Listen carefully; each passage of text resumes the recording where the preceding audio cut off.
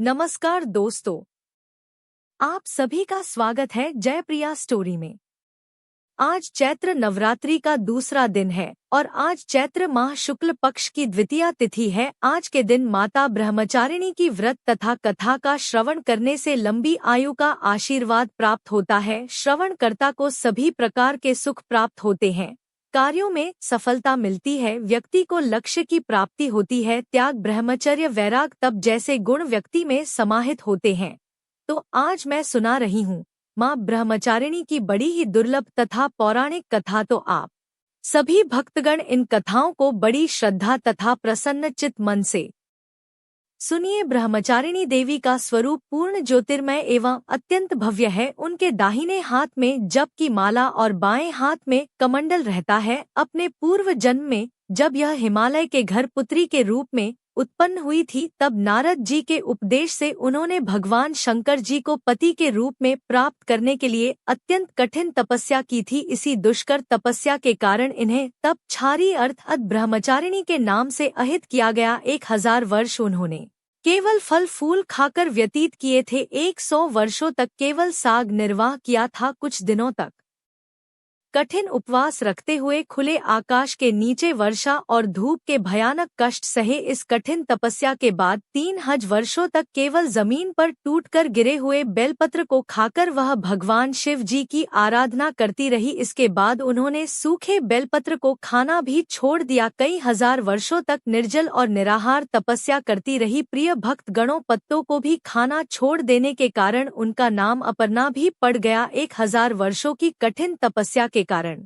ब्रह्मचारिणी देवी का यह पूर्व जन्म का शरीर एकदम क्षीण हो गया। वह अत्यंत कृशिका हो गई, सुख के काटा हो गई। उनका शरीर पूरी तरह से सूख गया। उनकी यह दशा देखकर उनकी माता मैना रानी अत्यंत दुखी हो उठी। उन्होंने उन्हें उस कठिन तपस्या से विरत करने के लिए आवाज लगाई, उमा, अरे ओ उमा। तब से देवी ब्रह्मचारिणी का पूर्व जन्म का नाम उमा भी पड़ गया था। उनकी इसी तपस्या से तीनों लोकों में हाहाकार मच गया। देवता, ऋषि, सिद्ध, गढ़, मुनि सभी ब्रह्मचारिणी देवी की इस तपस्या को अभिभूत पूर्व बतलाते हुए उनकी सराहना करने लगे। अंत में पितामह ब्रह्मा जी ने आकाशवाणी के द्वारा उन्हें संबोधित करते हुए प्रसन्न स्वर में कहा है, देवी, आज तक किसी ने भी ऐसी कठोर तपस्या नहीं की थी। ऐसी तपस्या तुम्ही से संभव थी। तुम्हारे इस अलौकिक कृत्य की चतुर्दिक सराहना हो रही है। तुम्हारी मनोकामना परिपूर्ण होगी। भगवान चंद्रमौली शिव जी तुम्हें पति रूप में प्राप्त होंगे। अब तुम तपस्या से विरत होकर घर लौट जाओ। शीघ्र ही तुम्हारे पिता तुम्हें बुलाने आ रहे हैं।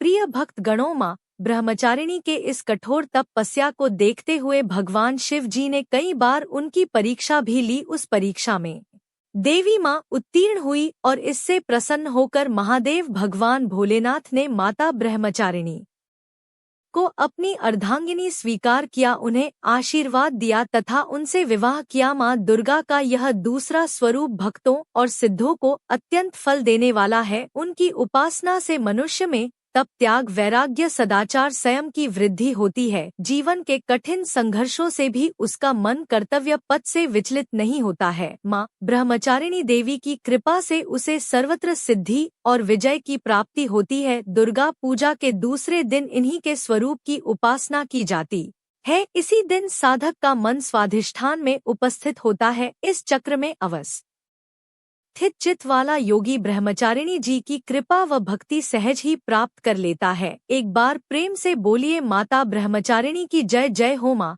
शारदा जय। माँ भवानी अपने सभी भक्तों का दुख दूर करो। माँ जय माता दी। ओम नमः शिवाय। प्रिय भक्त गणों, अब आइए सुनते हैं माता रानी की दूसरी कथा। एक और एक रानी थी। बहुत दिनों तक उनके कोई संतान नहीं हुई। बहुत जप तप करने के बाद कई सालों बाद उनको एक संतान की प्राप्ति पुत्र रूप में हुई। अब राजा और रानी बहुत खुशी से अपना राजपाट संभालने लगे। कई दिनों तक ऐसे चलता रहा। देखते देखते पुत्र 4-5 साल का हो गया। एक दिन की बात है, रानी दोपहर में बच्चे के साथ सो रही थी और बच्चे की नींद खुल जाती है। वह उठकर बाहर की ओर जाने लगा। क्योंकि उसको बाहर जाने नहीं दिया जाता था तो वह माँ को सोता देखकर उसके मन में बाहर जाकर अपनी उम्र के बच्चों के साथ खेलने की इच्छा हुई और वह छिपकर बाहर चला गया। वह खेलते खेलते बहुत दूर चला गया और वह किसी दूसरे गांव में जा पहुंचा। इधर जब रानी की नींद खुली तो वह बच्चे को अपने पास ना देखकर बहुत हैरान हुई। फिर बच्चे की खोजबीन शुरू की गई। बहुत प्रयास करने के बाद सफलता हासिल नहीं हुई, अर्थात बच्चा उनको नहीं मिला। अब राजा रानी फिर से दुखी हो गए। अब वह बच्चा उस गांव में एक ग्वाले के घर पहुंचा तो ग्वाली ने उससे पता पूछा कि हे पुत्र, तुम कहाँ से आए हो। तो वह बच्चा अपने बारे में कुछ बता नहीं सका क्योंकि वह बड़ा छोटा था, उसको कुछ पता नहीं था। वह केवल बच्चों के साथ खेलते खेलते दूर चला गया था। तो ग्वाला ने कहा कि जब यह बच्चा अपना नाम नहीं बता पा रहा है तो इसको अपने पास रख लो। जैसे तुम्हारे 2 बच्चे हैं वैसे ही यह तीसरा रहेगा। अब इधर वह बालक ग्वाला के बच्चों के साथ घुल मिलकर खेलने लगा और कुछ दिन बीत भी गए। एक दिन ग्वाला की नज़र उस बच्चे के हाथ पर पड़ी तो वह देखा कि उसके हाथ में किसी का नाम लिखा हुआ है। तो वह बच्चे से पूछा, पुत्र यह किसका नाम लिखा है। तो उस बच्चे ने कहा, यह हमारे पिताजी का नाम लिखा है। तो ग्वाला ने कहा कि हम आपके पिताजी का नाम ढूंढते हुए घर पर चलेंगे। अब देखिए, इधर जब राजा शिकार पर निकल जाते हैं तो रानी रोज अपने बच्चे को इधर उधर ढूंढती है क्योंकि माँ का हृदय था वह दिन भर तड़पती अपने बच्चे के याद में इधर उधर बाग बगीचे में देखती कि कहीं मेरे बच्चे का कोई संदेश आ जाए। रानी यही सोचती कि इतने दिन बाद एक संतान हुई थी तो मैंने लापरवाही में वह भी अपने हाथ से गवा दिया। अब रानी एकदम निराश होकर एक गांव में पहुंची तो वहां उसने देखा कि कुछ औरतें मिलकर देवी माता की पूजा कर रही थी। तो रानी भी वहां जाकर बैठकर पूरी पूजा देखती है और पूजा के दौरान माता रानी की कथा को बहुत मन लगाकर सुनती है। पूजा खत्म हो जाने के बाद सारी सुहागिनी रानी को प्रसाद देती हैं। तब रानी ने पूछा, बहन आप किसकी पूजा कर रही हैं, हमको भी बताइए। तब सभी सुहागिनों ने कहा कि हम माँ भवानी माँ दुर्गा की पूजा कर रहे हैं। माता बहुत ही दयालु है, यह अपने भक्तों के संकट को क्षण मात्र में दूर कर देती हैं। बस ध्यान करने वाली बात है कि तब तक आपकी मनोकामनाएं तुरंत पूरी हो जाती हैं। जब आपकी मनोकामनाएं पूरी हो जाए तो आप तुरंत माँ देवी की पूजा करिए। आप जो मन्नत मांगती हैं उसे पूरा करिएगा। मनोकामना पूर्ण होने के बाद माता रानी की पूजा तुरंत ही कर लेना चाहिए, उनको टालना नहीं चाहिए। तो रानी ने अपने मन में सोचा कि अगर माँ भवानी माँ दुर्गा ने हमारा बच्चा सकुशल वापस हमारे पास पहुँचाया तो हम भी इसी तरह से सभी सुहागिनों के साथ माता रानी की पूजा करेंगे। उधर रानी का यह मन्नत मानना हुआ कि इधर ग्वाला बच्चे को लेकर उसके पिता की तलाश में निकल पड़ा। वह कई जगह ढूंढते हुए काफी देर बाद गांव के किनारे पहुंचा तो एक व्यक्ति से पूछा कि भैया इस नाम की व्यक्ति को क्या आप जानते हैं। तो वह आदमी ने बताया, हाँ भैया यह हमारे राजा का नाम है, उनका पुत्र खो गया है, क्या यह उन्हीं का पुत्र है। यह बताकर ग्वाला को घर का पता बताया। ग्वाला जब बच्चे को लेकर राजा के द्वार पर पहुंचा तो राजा रानी में अपने बच्चे को देखकर लिपट कर रोने लगे और बार बार वाला का धन्यवाद करने लगे। तो राजा ने पूछा कि भाई इसको आपने कहाँ पाया। तो ग्वाला ने कहा, राजा साहब यह बालक घूमते घूमते हमारे गांव आ पहुंचा था, तब हमने इससे इसका पता पूछा तो बालक कुछ ना बता सका। एक दिन खेलते खेलते जब मेरी नज़र इसके हाथ पर गई तो उसका नाम लिखा हुआ था और उसी नाम के सहारे हमने इसको आप तक पहुँचाया है। प्रिय भक्त गणों, रानी की खुशी की सीमा न थी। रानी ने राजा से कहा कि ग्वाला को खूब धन दौलत देकर विदा कीजिए, लेकिन ग्वाला ने कुछ नहीं लिया और कहा, जितनी खुशी आपको है अपना पुत्र पाकर उतनी खुशी मुझे भी है कि मैंने आपकी धरोहर को आप तक पहुंचाया है। अंत में राजा ने ग्वाला को धन देकर विदा किया। अब रानी को यह तुरंत याद आया कि वह माता रानी की मन्नत मानी थी उनकी पूजा करने का और नवरात्रि का व्रत करने का। रानी ने राजा से कहा, हमने माँ दुर्गा का मन्नत माना है, हमें नवरात्रि का व्रत करना है, हम नवरात्रि का व्रत करेंगे। नगर के कुछ स्त्रियों को निमंत्रण दीजिए और तुरंत माँ भवानी की पूजा कीजिए। रानी ने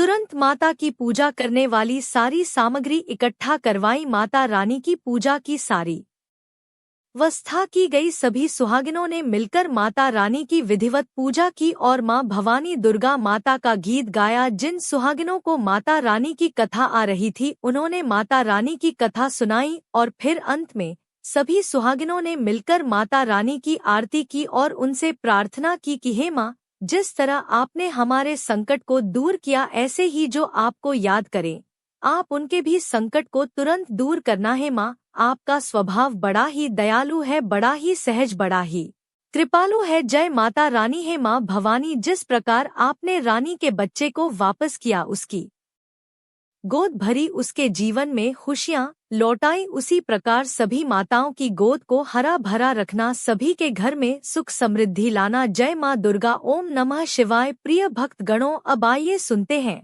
मां तारा रानी की कथा। एक समय की बात है, मां भगवती को मानने वालों में से एक राजा स्पर्श भी थे। वह दिन रात उनकी पूजा अर्चना में लीन रहते थे। राजा को किसी चीज की कोई कमी नहीं थी, बस उन्हें बच्चे की इच्छा थी। सालों से बच्चा न होने के कारण राजा कुछ निराश रहा करता था। एक दिन राजा की भक्ति से प्रसन्न होकर मां भगवती ने सपने में आकर उसे दो बेटी होने का वरदान दिया। आशीर्वाद मिलने से कुछ समय बाद राजा के घर दो कन्याओं ने जन्म लिया। बेटी उत्पन्न होने की खुशी में राजा ने सबको दावत दी और बेटी की जन्म कुंडली बनवाने के लिए पंडितों को बुलवाया। सबने राजा से एक ही बात कहा कि यह साक्षात देवी का रूप है, जहाँ भी इसके कदम पड़ेंगे वहाँ खुशियाँ ही खुशियाँ आएंगी, यह भगवती देवी की भक्तिन होगी। इतना सब कहकर पंडितों ने लड़की का नाम तारा रख दिया। कुछ समय बाद मंगलवार के दिन राजा के घर एक और बेटी पैदा हुई। ज्योतिषियों ने उसकी भी कुंडली बनाई और उदास हो गए। राजा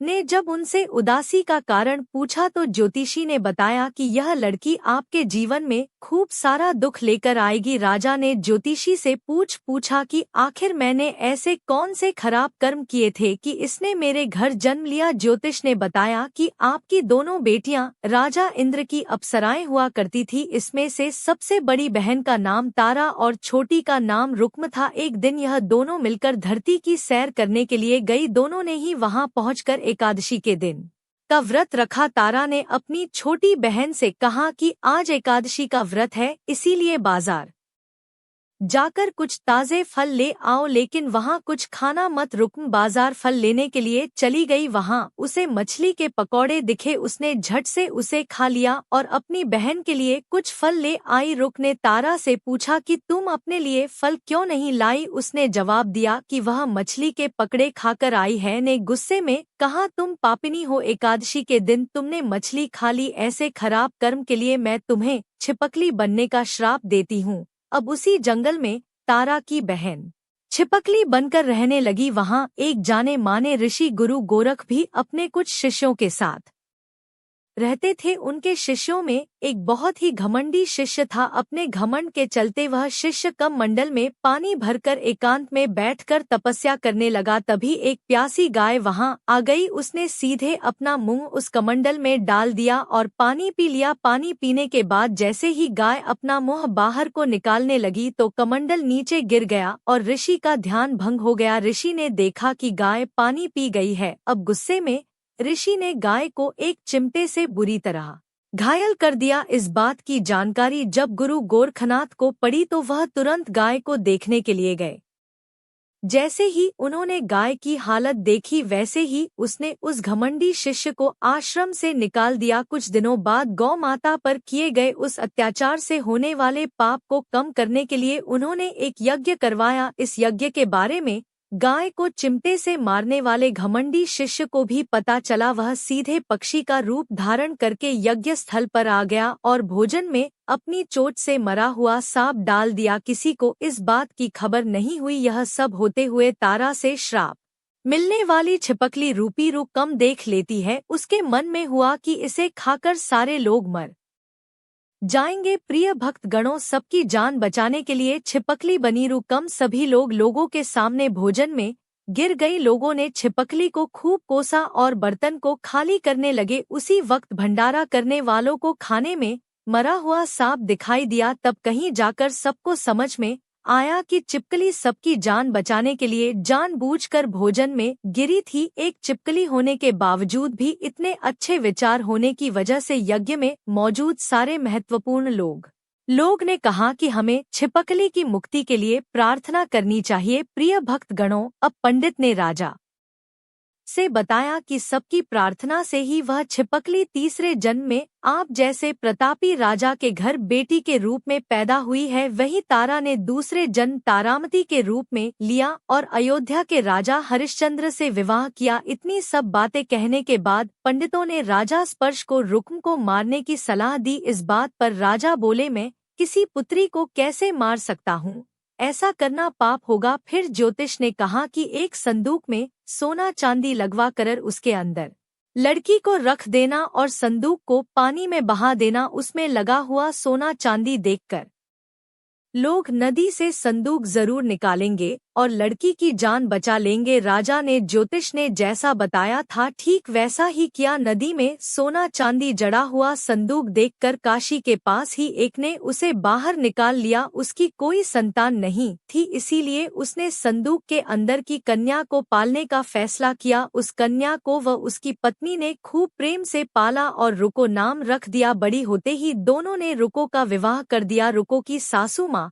तारा माँ और राजा हरिश्चंद्र के महल में साफ सफाई का काम किया करते थे। कुछ दिनों बाद रुको की सासू माँ बीमार हो गई, जिसकी जगह रुको वहां काम करने लगी। तारामती ने उसे देखा और पुराने जन्म के पुण्य के कारण पहचान लिया और उसे कहा, तुम मेरे साथ बैठ जाओ। रुको ने बोला कि मैं तो अभागिन हूँ, इसीलिए आपके साथ नहीं बैठ सकती। तब तारामती ने उसे बताया, तुम पूर्व जन्म में मेरी ही बहन थी, तुमने एकादशी के व्रत के दिन मछली खा ली थी, तो मैंने तुम्हें दंड देते हुए छिपकली बना दिया। अब तुम्हें दोबारा मनुष्य जन्म मिला है, तो इस जन्म में माँ वैष्णव की पूजा करके पुण्य कमा लो। माँ की पूजा से तुम्हारी सारी इच्छाएं पूरी होंगी। तारामती की बात को सुनने के बाद रुको माँ वैष्णव से एक बेटे के लिए प्रार्थना करती है और कहती है कि अगर उसकी की मनोकामना पूरी हुई तो वह अपने घर में माँ वैष्णो देवी की पूजन और जागरण करवाएगी। प्रिय भक्त कर माँ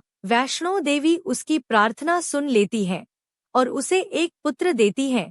पुत्र की प्राप्ति के बाद रुक को उसकी देखभाल और लाड दुलार में माँ वैष्णो देवी की पूजा करना भूल जाती है। ऐसा होते होते 5 वर्ष बीत गए और फिर एक दिन उस बच्चे को यानी माता निकल जाती है। बच्चे की ऐसी स्थिति देखकर परेशान रुको अपने पिछले जन्म की बहन तारामती के घर जाकर उन्हें इस समस्या के बारे में बताती है। जब तारामती ने पूछा कि तुमने माँ वैष्णो देवी की पूजा अर्चना में कोई गलती तो नहीं की, फिर रुको को याद आता है कि उसने माँ वैष्णो देवी का जागरण कराने का प्रण लिया था।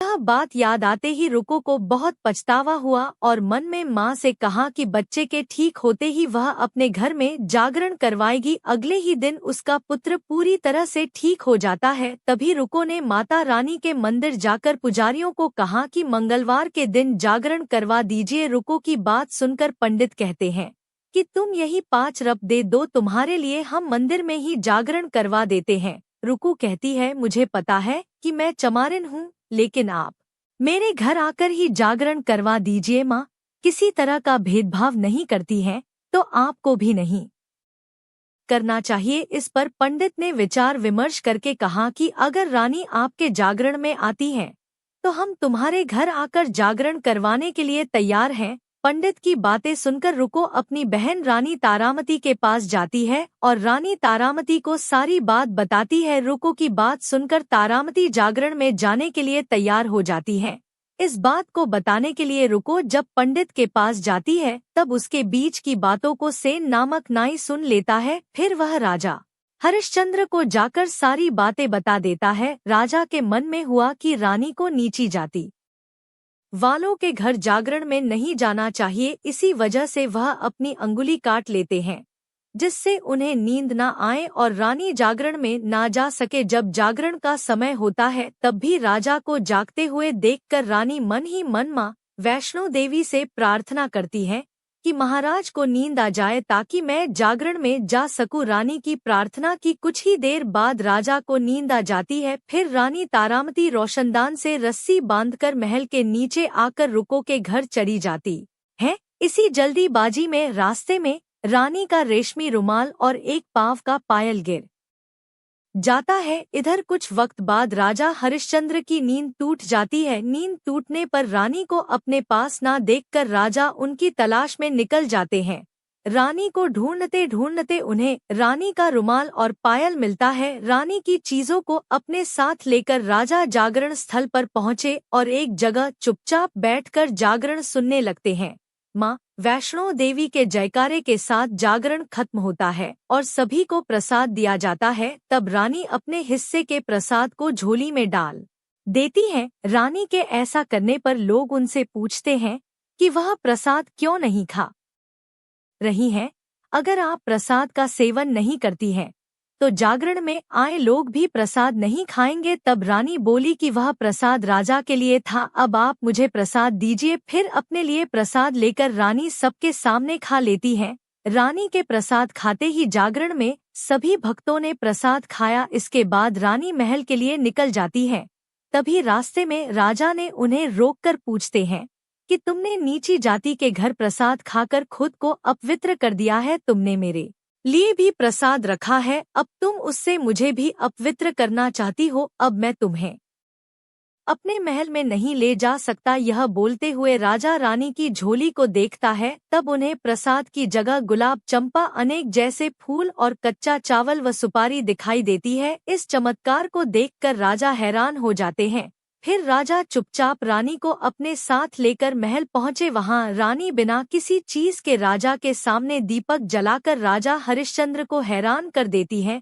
फिर रानी बोली है, महाराज, माता के दर्शन करने के लिए बहुत बड़ा त्याग करना पड़ता है, इसीलिए आपको अपने बेटे रोहित 10 की बलि देनी होगी, तभी माँ दुर्गा आपको साक्षात दर्शन देंगी। यह सुनकर राजा के मन में माँ के दर्शन की इच्छा होने लगी, जिसके लिए राजा ने अपने पुत्र की बलि दे दी। बलि देने के बाद माँ दुर्गा शेर पर सवार होकर प्रकट हो जाती हैं।